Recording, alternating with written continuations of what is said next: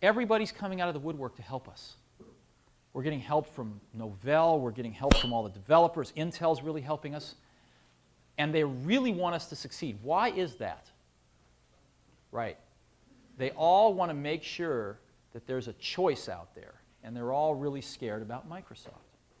And they see NextStep as the only thing on the horizon that can challenge Microsoft in system software for the next several years. So we're enjoying a lot of help, and boy, we need it, so that's good. Now, we've also had a lot of requests from companies to port NextStep to other platforms, and we're talking to some of those companies right now. Now, we got a lot of requests from Sun customers to port NextStep to Sun. So a lot of them are saying, look, we may not want to buy them anymore, but we already bought 500 and we don't want to throw them in the bay. So can we put your software on them? Because Sun's falling behind in software. Now, Sun says they'd rather stick needles in their eyes than help us do this. That's a quote.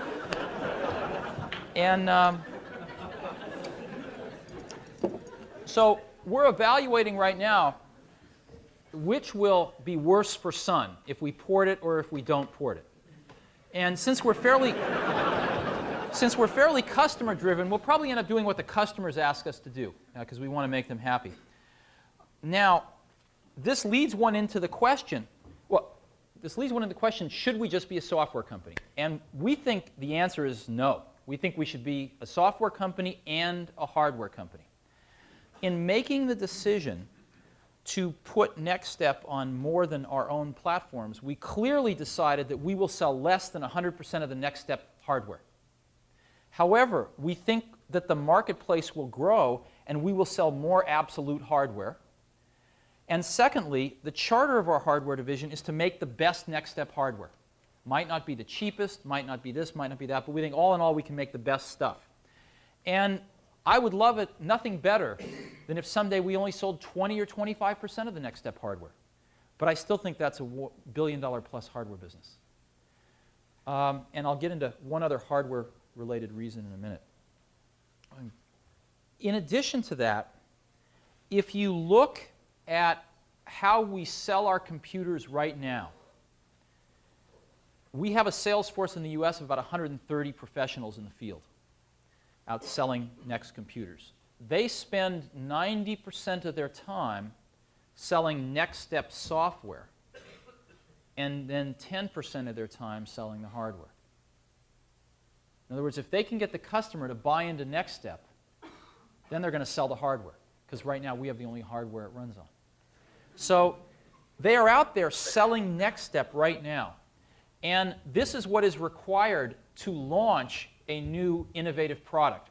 The current distribution channels for the computer industry over the last several years have lost their ability to create demand. They can fulfill demand, but they can't create it. If a new product comes out, you're lucky if you can find somebody at the computer store that even knows how to demo it, right?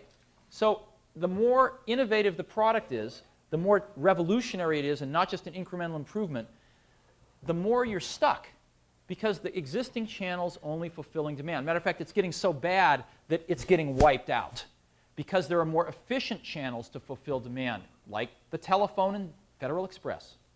So we're seeing that the channel become condensed on its way to, I think, just telebusiness. So how does one bring innovation to the marketplace? We believe the only way we know how to do it right now is with a direct sales force out there in front of customers, showing them the products in the environment of their own problems and discussing how those problems can be mated with these solutions. A software-only company could never afford to field a direct sales force.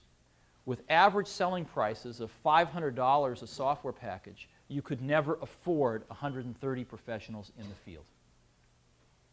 With an average selling price of $5,000, you can. And that's why I don't think we're going to see any more system software companies succeed.